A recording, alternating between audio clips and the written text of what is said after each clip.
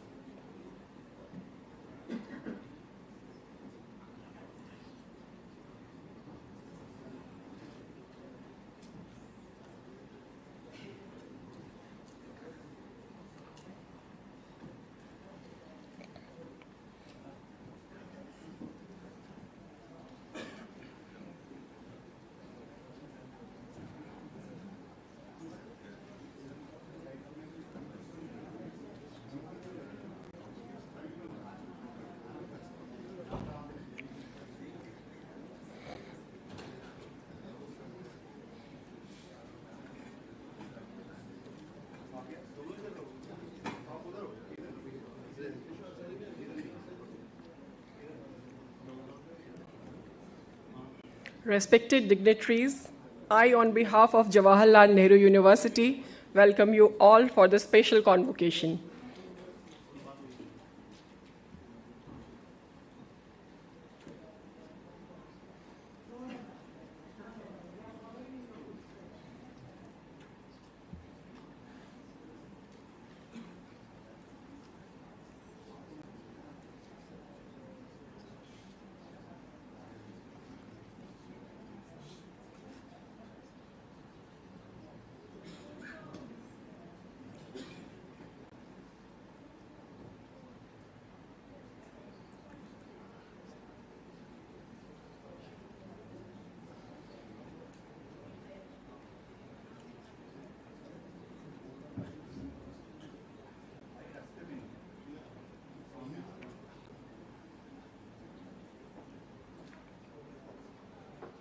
Once again, I request everyone, as our Excellency has arrived, kindly switch off your mobiles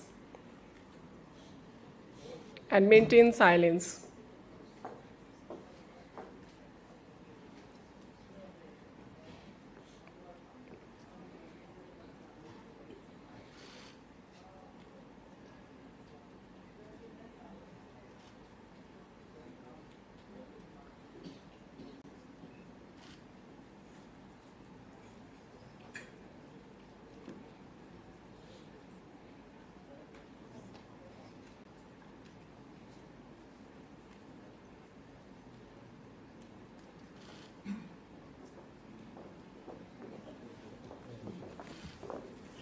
I request everyone for the standing ovation for Her Excellency.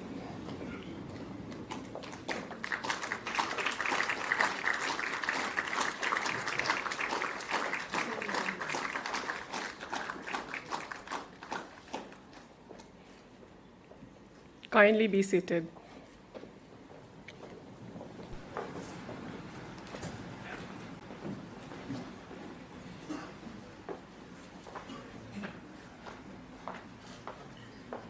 Namaste. Good morning, ladies and gentlemen. We are congregated here today for a momentous occasion which will further strengthen the already established Indo-Tanzanian bilateral relations.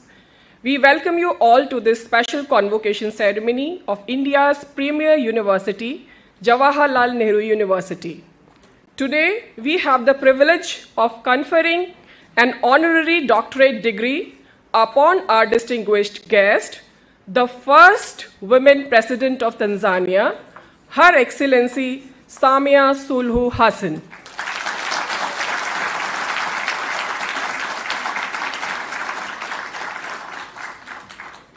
With utmost respect, I would like to invite our Honorable First Women Vice Chancellor of Jawaharlal Nehru University, Professor Shanti Shri Dhulipudi Pandit, for the welcome address.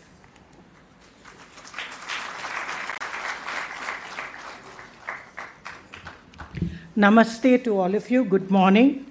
Most respected Her Excellency Samia Suluhu Hassan, who's also known as Mama Suluhu Hassan, President of the United Republic of Tanzania, and in the very spirit of our Honorable Prime Minister, we celebrate Nari Shakti today, that is women's-led development and women empowerment in the Amrit Kal, that is the 76th year of our independence, leading to us topmost university, as well as one of the topmost in international rankings. We are in the top 10 in 5 subjects in the QS rankings. We have also produced 2 Nobel Prize winners, and both of them in economics. And hence, I welcome you to Jawaharlal Nehru University today. As most of you know, that recently concluded G20 summit in New Delhi marked a significant milestone for diplomacy. The New Delhi declaration that emerged from this summit is a testament of India's exceptional ability to table ideas, shape global issues, bridge divides, and forge a consensus. At the heart of the summit was India's unwavering commitment for the promotion of an inclusive and equitable approach to highlight the interests of the global South, which also includes Africa. The most notable is, as I've already told you, the inclusion of the African continent, because India acknowledges the pivotal role of the African continent in shaping the agenda on international problems. In moving forward, the accomplishment of the summit will serve as a beacon of hope and inspiration for the international community, reminding us of the power of collaboration, family, one future. So we are a family, we have a common future. Education is one that has also become a part of this endeavor of the vision and mission of our revolutionary Prime Minister Modi. The motto of excellence with empathy, equality with equity, inclusion with integrity and innovation is even more relevant today. The goal of becoming a Vishwa Guru, a leader in the knowledge society, requires transformational reforms in education. Our Honorable Minister here has been giving a very strong leadership in heralding in the NEP, New Education Policy of 2020, which is indeed a unique framework, for it brings in continuity with change, realm with region, holism with specialization, the stress on interdisciplinary and multidisciplinary aspects of knowledge, balance between science and technology, social sciences, humanities and languages, a touch of the local, regional with the national and international, as well as the universal. Madam, we are proud that you are also a product of Indian education. You're training in Hyderabad, and extremely proud that Indian education is contributing to global integrity and being of one family. I would also like to only say that JNU also has a Center for African Studies, which began in 1969 as a special center, and in 2009, it became a specialized center where we study issues related to Africa politics and governance, and we also have Ministry of External Affairs has established the Nelson Mandela Chair in Jawaharlal Nehru University, where we invite African academics to come and be part of our staff and faculty to take lectures for a semester or two. And hence, I would like to once again, Madam, welcome you this morning only by telling you that JNU celebrates 7 Ds, which is a part of our also civilizational values, and that is democracy, difference, debate, dialogue, deliberation, dissent, and development. Once again, welcome, ma'am, to Jawaharlal Nehru University, and we are extremely proud to give the first woman the honorary doctorate, and I think JNU is greatly benefited by your presence this morning. Thank you. Thank you very much, Honorable Vice Chancellor, Madam, for your inspirational and informative address. We now request Honorable Chancellor of Jawaharlal Nehru University, Ambassador Shri Kanwal Sibal, for the address. Ambassador Sibal retired as Foreign Secretary to the Government of India. In 2017, he was awarded with the prestigious Padam Shri Award for his distinguished services in the field of public affairs.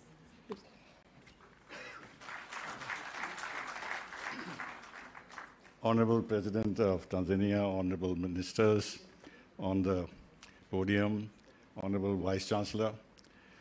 As the Vice Chancellor said, I took over my new responsibilities, if these are responsibilities, just a few days ago.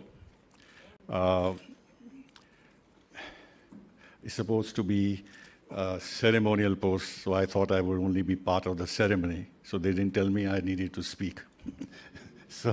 But you know, I am very happy to be able to talk to you because of my personal association with Tanzania. As Deputy High Commissioner of India in Tanzania from 1976 to 79, at the time when Mwalimu Julius Nyerere was president, I got to know the country and its people, and of course its wonderful game parks. One of the people I met and cultivated and got to know rather well was Mr. Ben Makapa when he was in the Daily News. And later, when I followed the career a little bit, he became the president of your country. I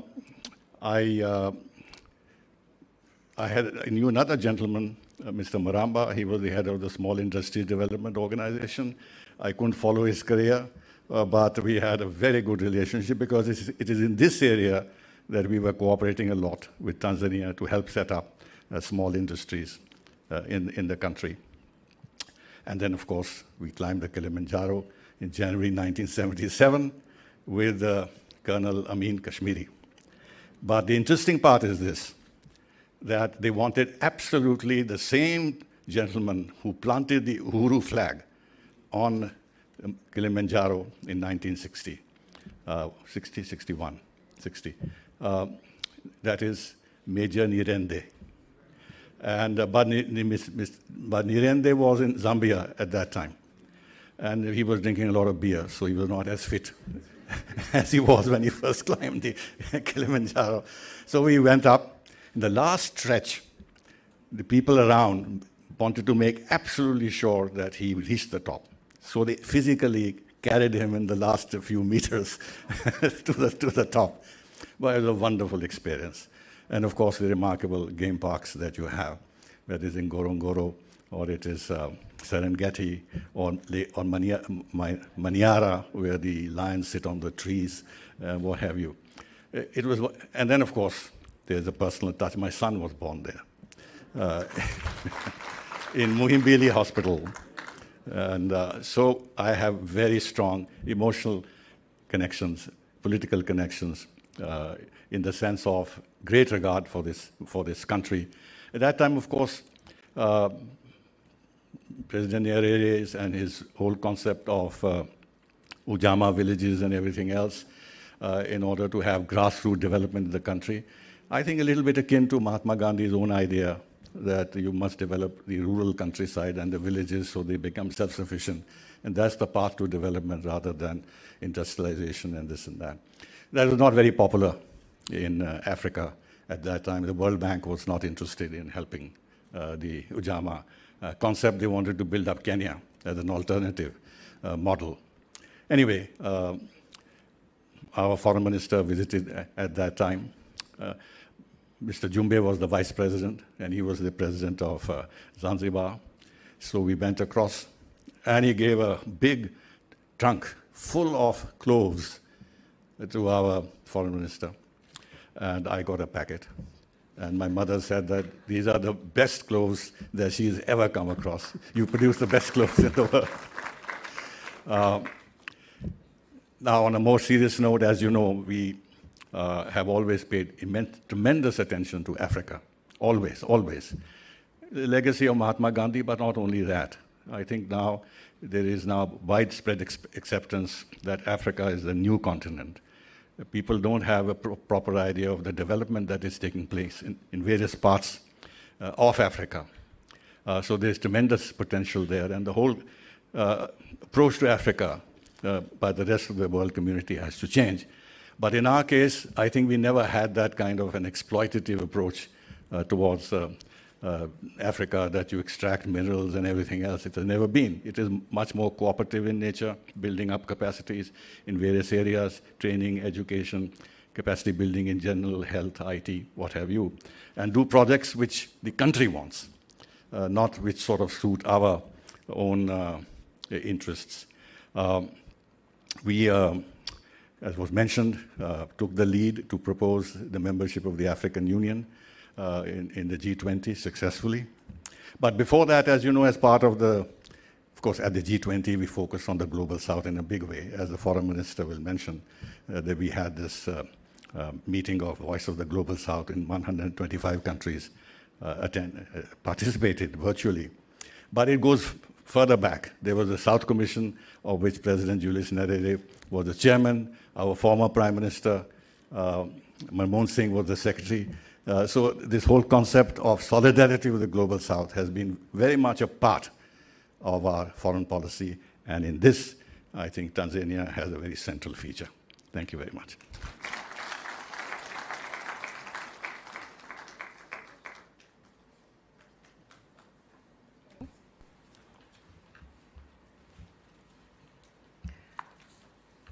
Hello. Thank you so much, sir, for highlighting the emotional connection with the Republic of Tanzania. We are sure that this will help us to build cultural connection with the Republic of Tanzania in future. We now request Honorable Minister of Education, who is also the Honorable Minister of Skill Development and Entrepreneurship, Shri Dharmendra Pradhan Ji, to deliver his address. Honorable Minister has also held the portfolios of State Independent Charge for the Ministry of Petroleum and Natural Gas and Ministry of Steel.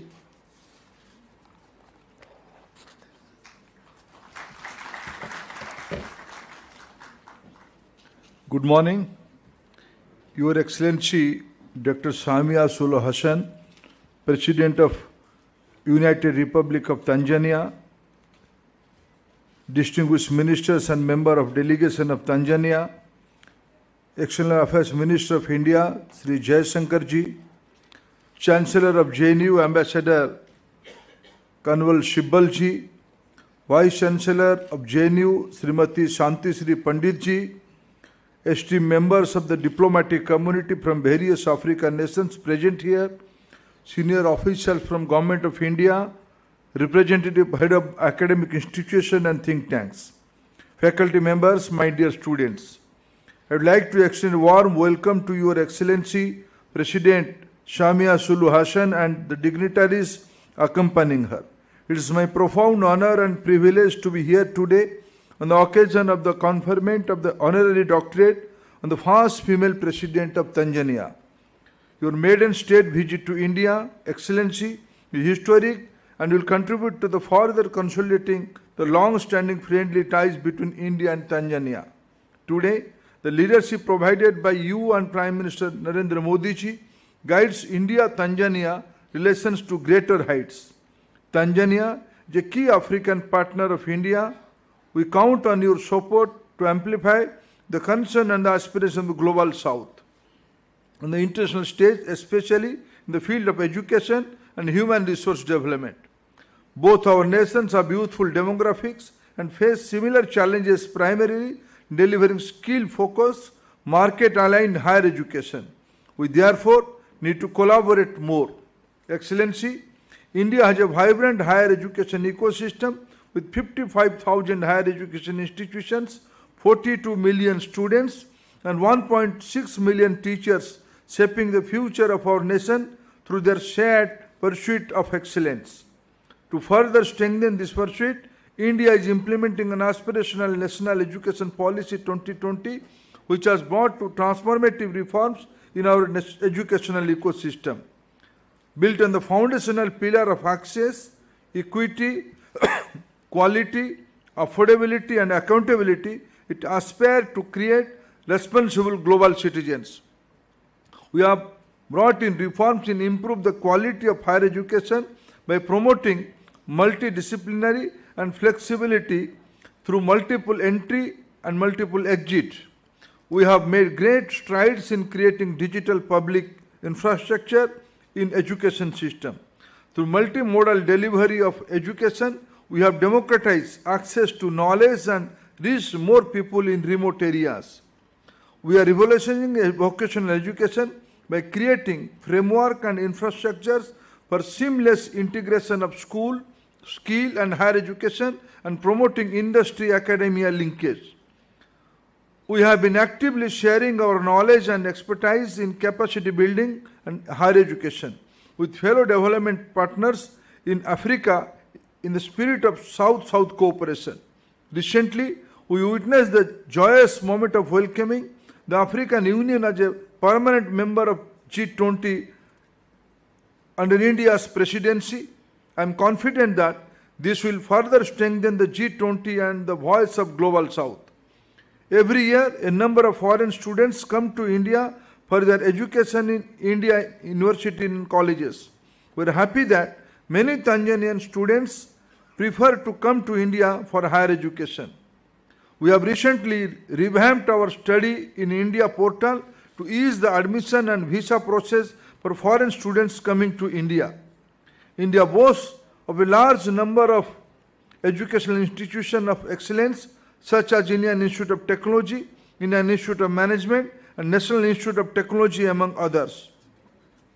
I am happy that the first offshore campus of any IIT is being set up in Zanzibar.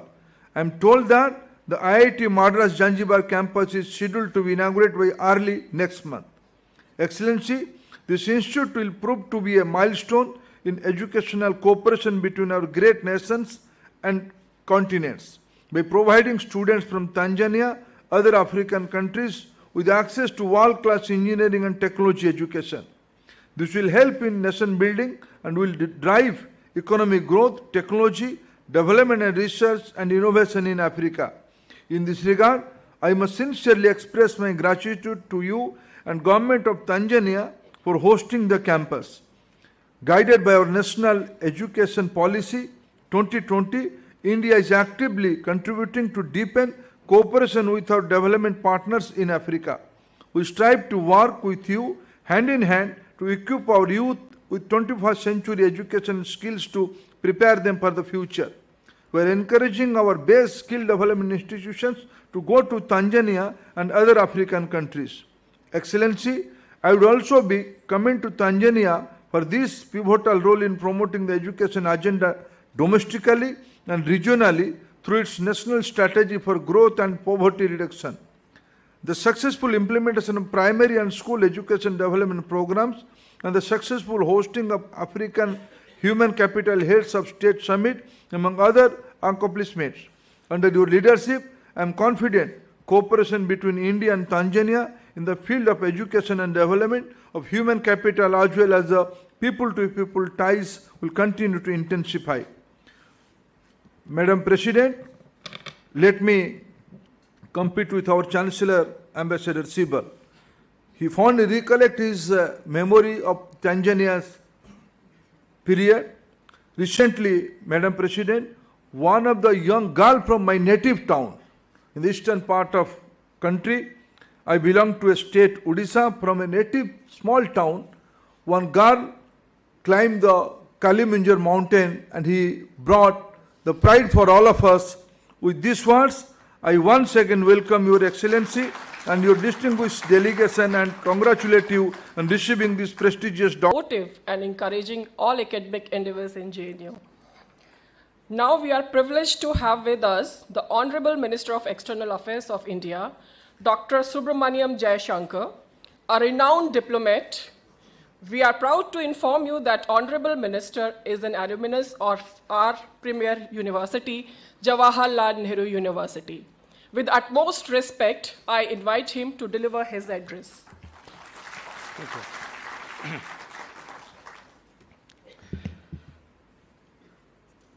Your Excellency, President Samia Suluhu Hassan, esteemed ministers from Tanzania, my cabinet colleague, Shri Dharmendra Pradhanji, Honorable Chancellor, Shri Ambassador Kamal Sibalji, Vice Chancellor, Dr. Santishri Dhulupudi Pandit, Excellencies, dignitaries, ladies, gentlemen, students. Namaskar, HABARI, good morning. It is a matter of great pride for us to confer the honorary doctorate on President Samia Suluhu Hassan today from the Jawaharlal Nehru University.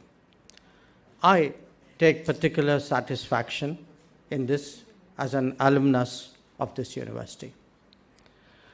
Honorable President is no stranger to India and has personally experienced the capabilities of Indian institutions. Though it is our first chance to welcome her as the President of Tanzania, we greet her as an old friend.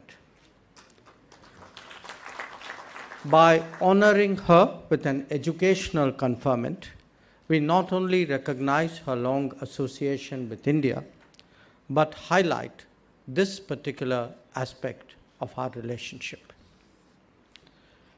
Education and capacity building are important facets of our bilateral ties.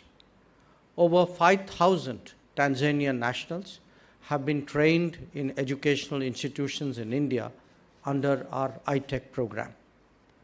India also plays host to several Tanzanian students who study in India.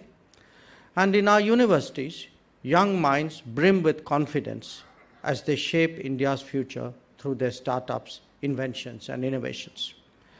They carry a profound sense of responsibility and duty towards our collective future, and I'm sure that their Tanzanian fellow students certainly benefit from that. Taking this link further from our side, Tanzania is, as you have all heard, the preferred destination to set up the first overseas campus of the Indian Institute of Technology in Zanzibar. Classes for the first batch are scheduled to begin this month. The institution has the potential to become the premier center for technical education for the entire African continent. It is symbolic of our cooperation with the Global South, and I deem it a personal privilege to have been present in Zanzibar at its inauguration. As I noted, the first cohort of, I believe, 70 students has been finalized, and it actually reminds me of my own years in JNU because these years were the inception years of this university. Providing a voice for the Global South has been the overriding concern of our G20 presidency.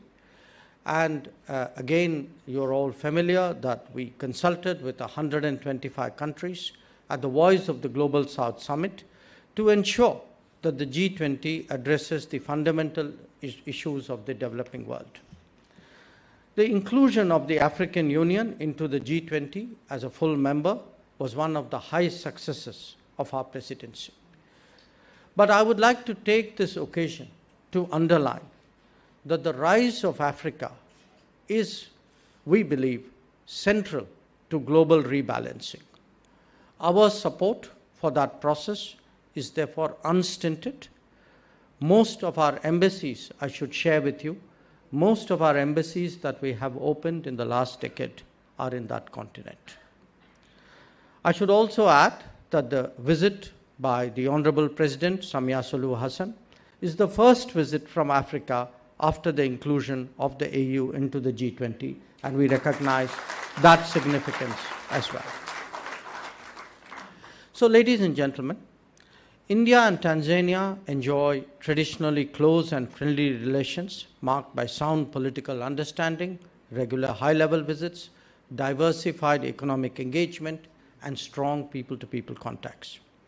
Our trade relations with Tanzania date back several centuries when traders from the western coast of India first traveled to East Africa along the maritime route for trade and commerce. In fact, yesterday, when the Honorable President met Prime Minister Modi, this was the connect between our western coastline, the state of Gujarat, and Zanzibar in particular, I think was very much the subject of conversation. Economic ties between our two countries have always been a strong pillar. I'm happy to inform that despite the global disruption and challenges posed by the pandemic, our bilateral trade has witnessed strong growth from both sides and today stands at close to $6 billion. With India already as the fifth largest economy, the Indian government is vigorously pursuing sweeping reforms aimed at ensuring inclusive growth. India has grown as an economic powerhouse, and this offers opportunities to businessmen from Tanzania to be part of our growth story. While India is one of the fastest growing economies of the world, Tanzania has also displayed impressive economic performance.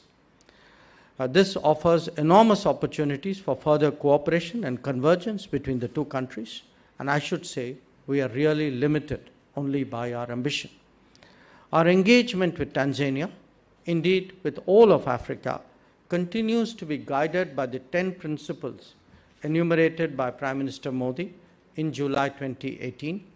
In essence, it is cooperation based on our partners' priority. In the contemporary era, the center of gravity is now moving towards the Indo-Pacific, and that also encompasses the east coast of Africa. Guided by our Saga policy, we engage Tanzania as a littoral neighbor. Our cooperation can make a notable contribution to maintaining peace, prosperity, and security, and ensure secure, free, and open shipping lanes in the Indian Ocean. So, friends, real partnerships are driven by exchanges of experience which identify and constantly refresh collaborative opportunities. Those who are a living bridge in this regard hold a particular value for our ties. In the person of the Honorable President Samia Suluhu Hassan, we have today amidst us exactly such an inspiration. This conferment, I'm very confident, is a message that relations between our two countries will continue to further grow and prosper in the times to come. Thank you.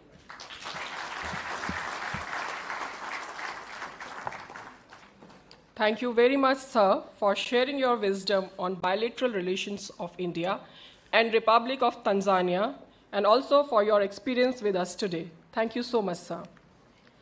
We have now reached the momentous part of our ceremony, the conferment of the honoris causa upon our highly revered, esteemed guest, Her Excellency Samia Suluhu Hassan, the first woman president of the United Republic of Tanzania.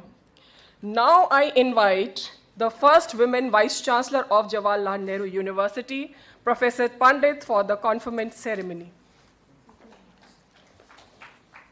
By virtue of the authority vested in me as the Vice Chancellor of Jawaharlal Nehru University, it is my privilege to confer the honorary doctorate, honoris causa, on Her Excellency, the President of the United Republic of Tanzania, Samia Suluhu Hassan. From now, Dr. Samia Suluhu Hassan, for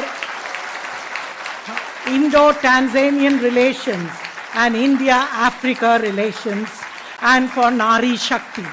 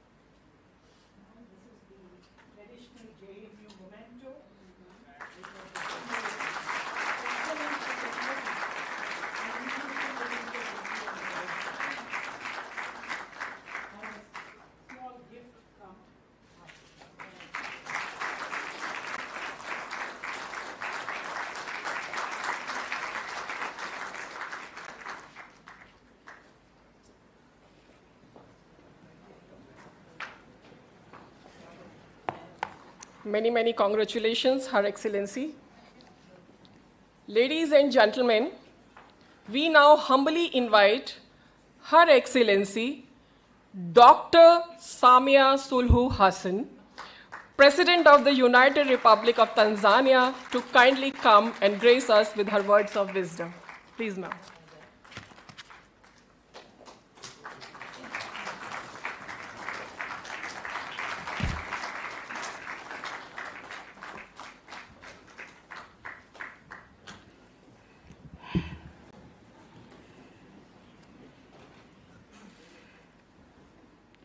Honorable Minister of Foreign Affairs, Dr. Jaishankar, Honorable Minister for Education and Skills Development, Shri Dharmendra, Honorable Minister for Education, Marumo Debi, Chancellor of the Jawaharlal Nehru University, Professor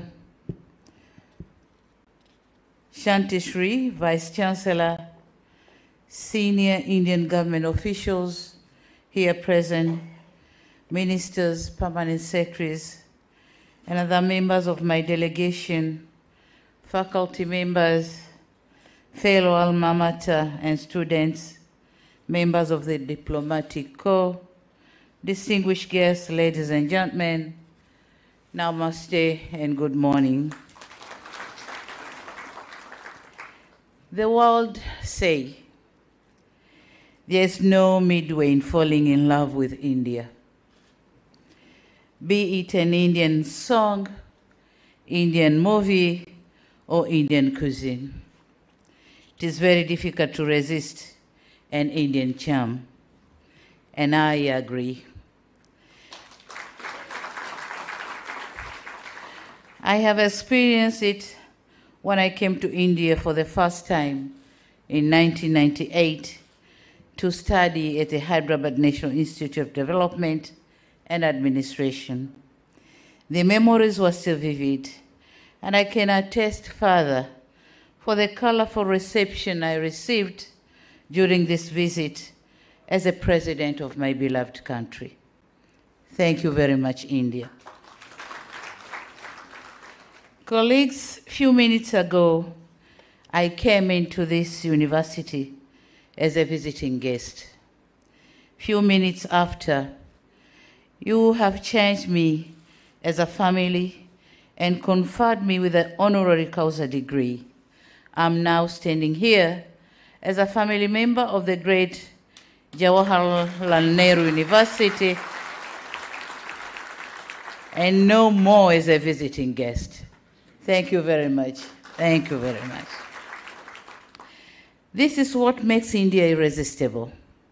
This is what makes India incredible India, not just of the beauty of its landscape, but also the generosity and the kindness of its people. I'm humbled that my new family boasts of illustrious members, including the current Minister for External Affairs, Honorable Dr. Jaishankar, and the current Finance Minister, the Honorable Nirmal Sitaraman, who both graduated here. And I'm told even our Indian ambassador to Tanzania is a member of this university. So thank you very much. Mr. Chancellor, Right Honorable ladies and gentlemen, my heart is brimming with gratitude and my soul is humbled by the profound recognition bestowed upon me by this great university. Receiving an honorary doctorate is an extraordinary privilege that I accept with great pride and humility. I extend my heartfelt appreciation to Jawaharlal Nehru University for deeming me worthy of honoris causa. This honorary causa degree will forever be etched in my history as the first to be awarded to me by a foreign country. Definitely, I've got one. I've got one from the University of Dar es Salaam, but this is the first one to be conferred by the foreign university. Thank you very much. Thank you for decorating and adding color to my history. Thank you for the kind words you spoke about me and the reason behind conferring me with this honor. For a moment, as the citation was being read, I paused and reminisced and appreciate the long and laborious journey I have endured, the heavy weight I have lifted, and the remarkable contribution I've made to my country so far. Rarely I do get time to breathe, unwind, and appreciate the journey, since life in the presidency gives one no time to think and reflect about oneself. You always think and reflect about the people. It has been and will always be a journey for the people, the country, and the world. Today, you gave me an opportunity to reflect. The flashback took me to my tiny coastal village at Kizimkazi in the islands of Unguja, Zanzibar, where I was born and raised. I reflected on my childhood as a girl child in a predominantly traditional African and Muslim community. A daughter born by a housewife and fathered by a teacher. Had little chance and no hope of becoming a president of Tanzania, especially given my educational journey where I studied higher education while working. Never had I dreamed of having a prefix before my name, but today I have it.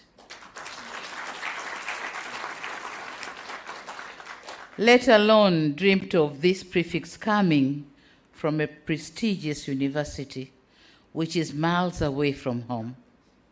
I become, certainly, not because I'm extraordinary,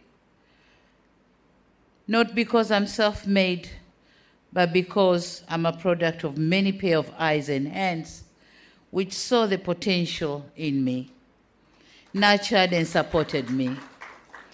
I'm forever grateful for my late parents who saw an importance of investing in a girl child, taking me to school and supported my quest in furthering my education. To my family, who supported me throughout in my career, who tolerated my absence in their lives and allowed me to pursue further studies in a political career. And among them, my son is here, Abdul. if you can send and seal.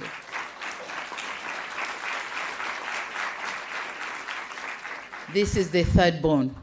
There is a brother and a sister on top of him. Not least to my friends, mentors, and the entire support system. To all of you, I say thank you very much.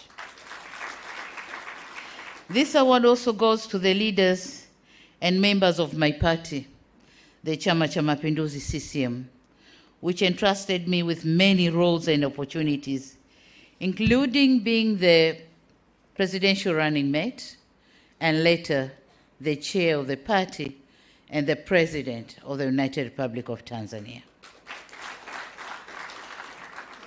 It also goes to Tanzanians who gave me the honor of being their president and lent me their trust and overwhelming support. But in particular, this award I dedicate it to the Tanzanian girl child who live in the remote parts of the country. I want them to know that with hard work and commitment, all glass ceilings can be torn down. I'm acutely aware that whatever I achieve as a leader of my country is partly because I'm standing on the broad shoulders of my brothers, my predecessors, who have dedicated their lives into making the institution of presidency into what I have inherited. Their legacy is woven into the very fabric of this institution, and it is with profound reverence that I accept this honor also in their names. I could go on and on thanking everybody, since my success, if any, is the accumulation of many trusts, many efforts, and many supports I've received on my way up. And we in Africa believe that when the heart is full, it pours out from the mouth. So I refrain from overthinking because the list is endless. Thank you all. Mr. Chancellor, ladies and gentlemen, while I rejoice and celebrate this honor, I'm reminding myself that there is no free lunch. Much as you did not, out of respect or out of courtesy, condition me to deliver remarks upon being conferred an honorary degree, I understand that it is customary for an awardee to do so. And it may be inappropriate not to seize this opportunity to share with you my reflections on issues of mutual concern. I therefore wish to share with you my reflection on what is India to us, Tanzania and Africans. To us, Tanzanians, India is not simply a country. India is an extended family member, simply separated by a coastline, a strategic ally, a dependable partner, and a friend for all seasons. This is what we see India. India and Tanzania relations dated long before pre-independence from our colonial master, United Kingdom. The monsoon trade connected our people through the Indian Ocean. The Indian community has lived and thrived in Tanzania for decades and spanned generations. They form part of Tanzanian citizenry and contributed to our struggle for independence and national building thereafter. And so, it comes to no surprise that Indian food, which ranges between Indian rice, curries, and traditional Indian desserts, form part of our menus on our tables. Moreover, some Indian words like lucky, pesa, kalam, rang, tayar, lekin, dunia, and kismat, they are also part of our cultural heritage. On the other hand, colorful Hindu temple forms hallmark on many of our towns. With the Diwali festival, While Diwali's festival is celebrated by all of us as a statement to our unity and appreciation of customs and traditions of our Hindu brothers and sisters in Tanzania. Suffice to say, we are more connected rather than disconnected. The blood ties, history, and relations are augmented by the Indian Ocean. This reflection on my delegation, this reflection is on my delegation, which include Tanzanians of Indian origin. Are you there? Tanzanians of Indian origin, Ahmed, Mohsen, and others.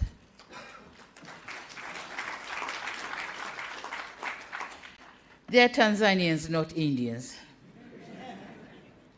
This is what I meant when I said India is our extended family. So here are two, but we have many of them. And some of them, they haven't even traveled to India. They were born in Tanzania and they die in Tanzania. So you could see the level of the connection we have between Tanzania and India. Traces of our connectedness are also evident in trade. India is our fourth largest trading partner. In the past 5 years, our bilateral trade volume has increased from $2 billion in 2017-18 to $6.5 billion in last June of 2023. India is also top 5 investment source for Tanzania, with 631 investment projects worth $3.7 billion. These are not words. These are numbers. And we all know words speak louder, but numbers speak clearer. So this is the clear picture of our relation. Given our historic bonds and bilateral ties, there is no excuse why India is not our #1 bilateral trade partner and investment source. This is an issue that preoccupied my discussion with Her Excellency President Draupadi Murmu and Right Honorable Prime Minister Modi. In a move to give a strong accent to our resolve, we had decided to elevate our relationship into a new strategic partnership anchored in 4 pillars, and they are maritime security, defense cooperation, development cooperation, and trade and investment. I'd like to thank the President of India, Her Excellency Draupadi Murmu, for her invitation, and the Prime Minister, the Right Honorable Narendra Modi, for engaging with me and my delegation through the details of our cooperation. At this point, allow me to thank everyone who has made my visit to India a success, with a special mention for His Excellency Biana Pradhan, Indian High Commissioner to Tanzania, whom, as I said before, happened to be an alumni of this great university. Mr. Chancellor, ladies and gentlemen, beyond familyhood and trade partnership, India is our strategic ally. India is now a powerful house.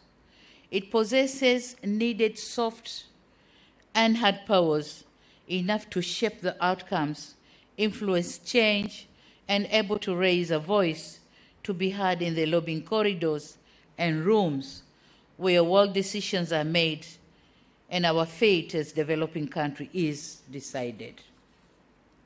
We in the developing world immensely appreciate the leadership and contribution that India is making in preserving and restoring sense, value, and humanity to our increasing plurilateral, manipulative, and materialistic world. India is our formidable member, in the non-aligned movement, the Commonwealth, and Group 77 in the United Nations, continues to be our voice and mouthpiece in avenues where we don't have seat. We trust India's leadership, not because of its sheer size and economy, but because of its historic contribution and moral standing. India has remained truthful and loyal to the cause of the global South and the developing countries in general. We appreciate the fact that you have continued to uphold the importance of multilateralism and valuing society over market. That means they value people over profit. The role that builds hope for a better future. We in Africa are delighted with India's ascendancy to a position of global influence. We are comfortable because we are confident that India will never forget Africa. Signals and actions by India justify our confidence. India has advocated for the admission of the AU as a permanent member to the prestigious club of G20. This is a just gesture. And as a first African president visiting India, and on behalf, we congratulate, on behalf of my heads of state and government from Africa, we congratulate and commend India for successful completion of the G20 summit and be able to advocate for Africa to be a full member. Thank you so much. Tracing back, India played an important role in the decolonization of Africa. India provided material support for the armed liberation struggle of Southern Africa. India is now our important ODA partner. India has formalized our engagement through India-Africa summits, and by opening first overseas campus of the world-renowned Indian Institute of Technologies in Zanzibar, it has demonstrated desire to export success in skills and development and technologies to Africa. India cares about peace and stability in Africa, as it is the largest troop-contributing country in the United Nations peacekeeping operations, most of which are in Africa. We in Africa can say here today, without fear of contradiction, that even when India reaches a pinnacle of global power, as it is bound to at some point, it will still retain the noble cause of global South in her heart.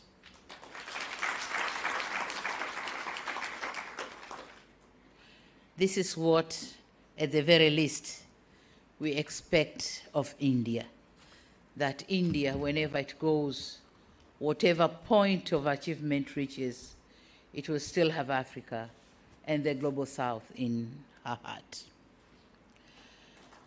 We are living in a different era of confronting new realities and new challenges that India cannot overcome them alone, neither can Africa. Having united our efforts can increase our strength to face them and leverage our power to tackle them. Our partnership has helped us before to fight against piracy in the Indian Ocean, to help regulate and conserve our shared marine resources through the Indian Ocean Tuna Commission. We also stood up against unfair trade proposition in the WTO and pushed for the reforms in the United Nations and its Security Council. On another side, the COVID-19 pandemic exposed us to the realities of inequality. Globalization did not deliver on its promise. The champions of globalization were the first ones to close their borders. The market did not work fairly for the developing world.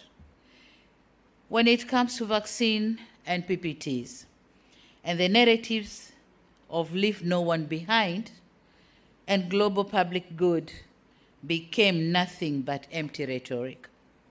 True colors came out, and masks of the big powers fell off.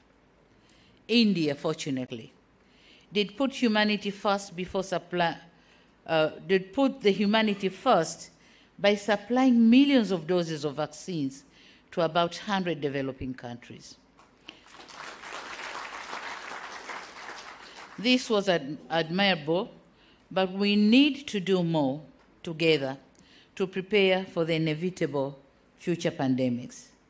They need to invest in global health security to prepare our countries for future pandemics is imminent.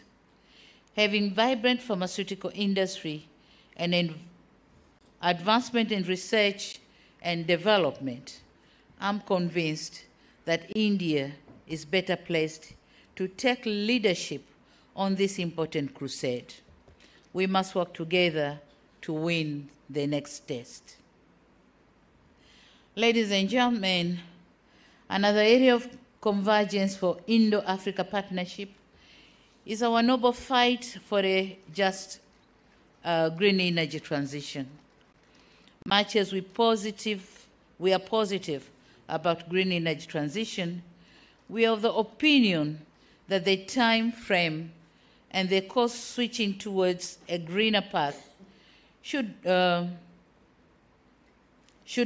the principle of common but differentiated responsibilities.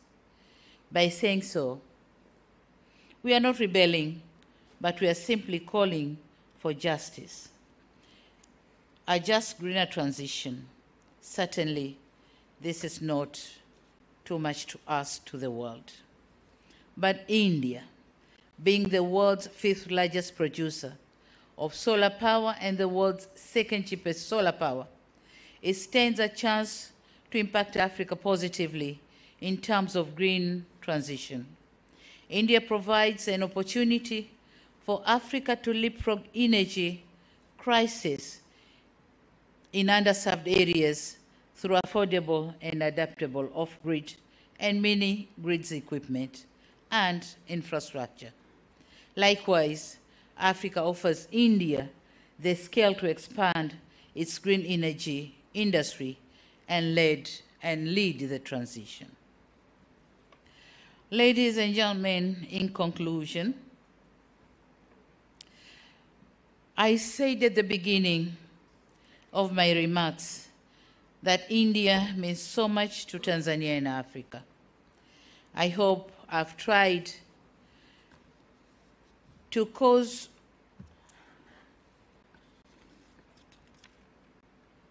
in the course of my delivery to shed light on what India means to us as extended family, a strategic ally, and a reliable partner. Our geographical proximity, cultural affinity, and demographic similarity give logic to a cheaper Indo-Africa economic and political cooperation and partnership. Our destiny is intertwined. Africa cannot purport to penetrate to the center of the world's economy without India. On the other side, India's leadership of the Global South in the pursuit of fair global order cannot be attained if Africa is in the periphery. This is to say, Africa and India are almost and always tied at the hip when it comes to unlocking the global challenges to our growth and development. In our struggle against colonialism and our cry on fairness in the global financial architecture, the principal world economic order, India has always been a shoulder for Africa to lean on. Next year, we are commemorating the 5th anniversary of the Declaration for the New International Economic Order, of which India was the main proponent. We must admit there was over-optimism in terms of the timeline and scale in attaining the new international economic order. and that resulted in disappointment. However, the new realities and lessons learned must compel us to forge for Indo-Africa cooperation to push for a more fairer world. Together, we can be a formidable voice and a force to be reckoned with. In closing,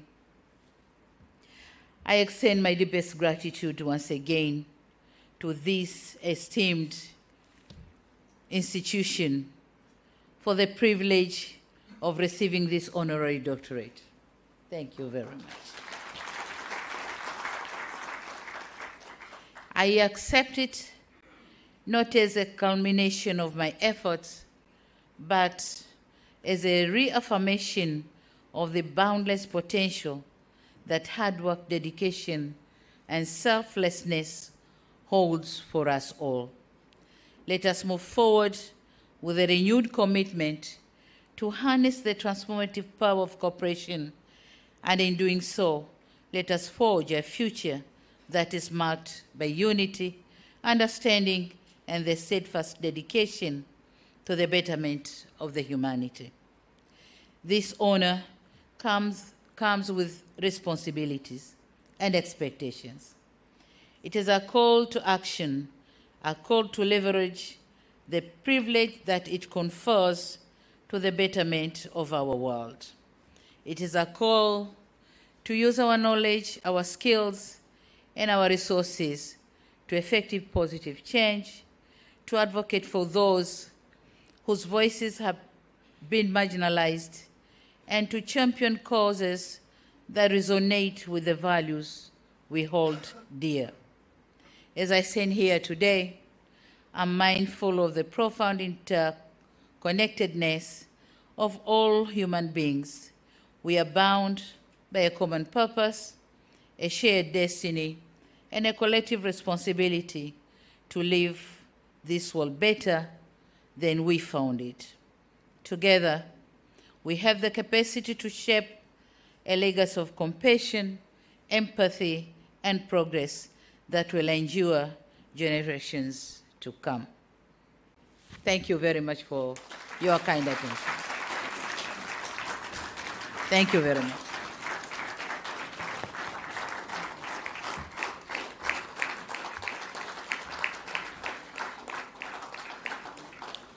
Thank you very much, Her Excellency, for sharing your love and deep connection with our beloved country, India.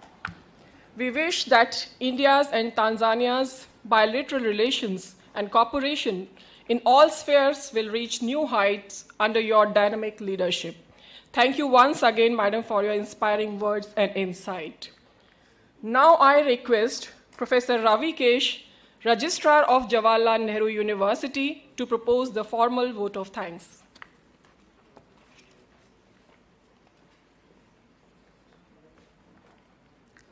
Honorable Her Excellency Dr. Samia Suluhu Hassan, President of the United Republic of Tanzania, Honorable Dr. S. Jaishankarji, Minister of External Affairs, Honorable Sri Dharmendra Pradhanji, Minister for Educational and Skill Development and Entrepreneurship, Srimati Annapurna Deviji, Honorable Minister of State, JNU Vice Chancellor Ambassador Kamal Sibbalji, JNU Vice Chancellor Professor Santisri Dhulipudi Pandit Ma'am, distinguished guests, respected colleagues and dear students, Namaste. I stand before you today with a sense of privilege as I propose vote of thanks on behalf of our university for gracing this special convocation ceremony with your kind presence.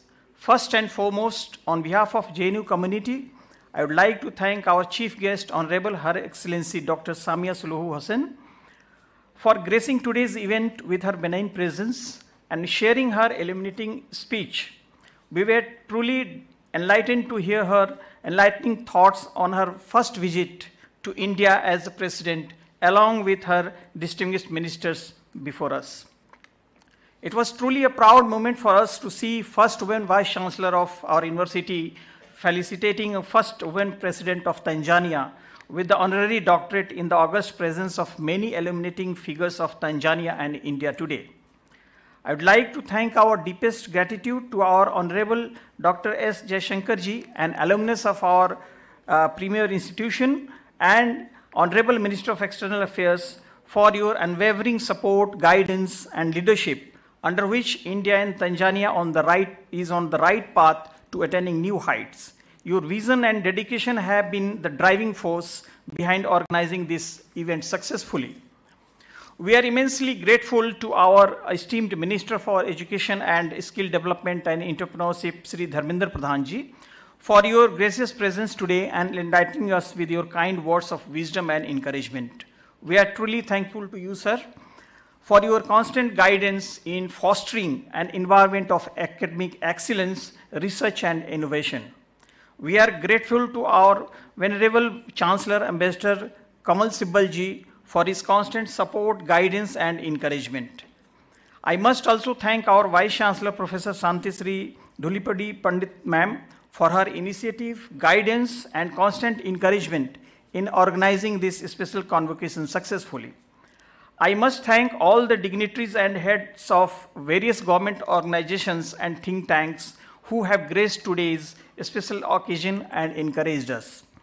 We offer our sincere thanks to all the deans and chairpersons and students of JNU and other institutions for extending your active support and cooperation in making this program successful.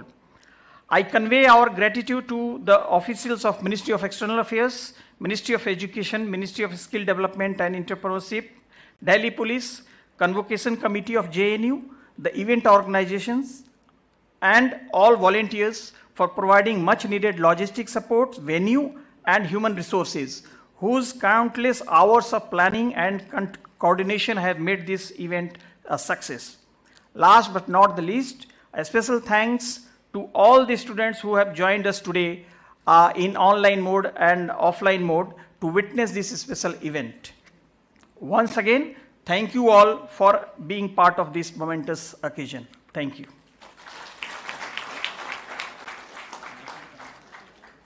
So with this, we conclude this special convocation. May I request all the dignitaries here to join us for high tea.